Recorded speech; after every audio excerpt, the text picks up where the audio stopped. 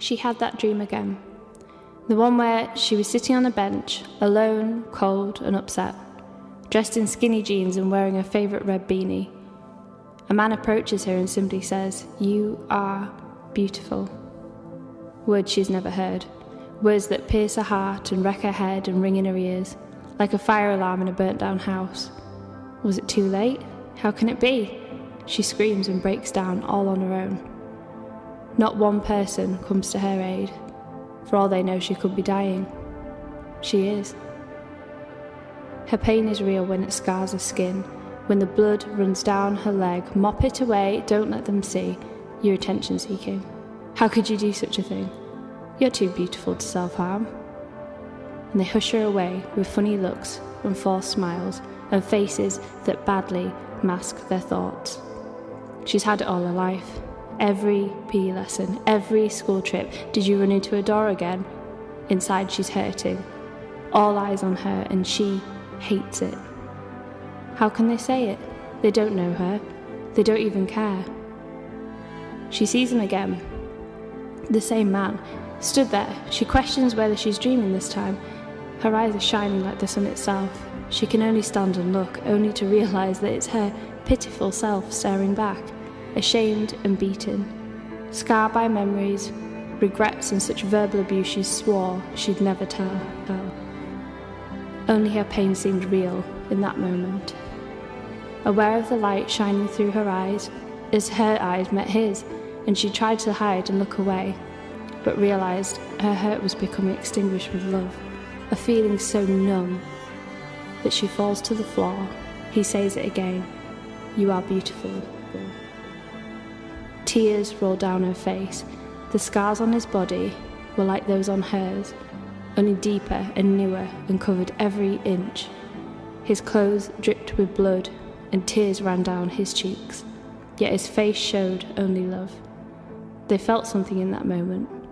They both realised it, but neither said a word. After a while, he raised his head and broke the silence with these 4 words. "You were worth it." They hit her like a hole in the head. She started to grasp his concept and struggled to speak.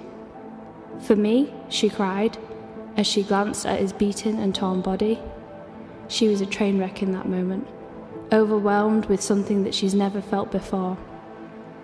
He told her a story about a girl. The girl was only young. She was brought up by a single mum who tried to give her the best and tried to give them a good start. But it seemed that every choice was doomed to fail at every part. Bad choices, bad money management sent them to the streets, where her mum bussed for a living and where they struggled to eat. He spoke about her feelings and how she was bullied. He recalled the names of those who had hurt her, one by one. He told her about the scars on her legs that nobody else knew were there. The ones that she did, back with the school compass, in her room back in the 3rd year after a boy called her ugly.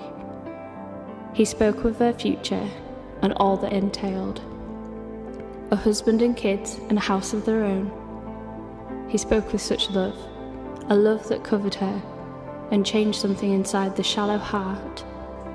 It became apparent in her head that the girl he was speaking about, with the brown hair and the dark eyes, was in fact herself, a mirror image of hope, a hope she'd never known, one that breathed love and shouted acceptance and freedom, one which told her that she could be, one where the past did not define her, that the names that she had held were in fact not her.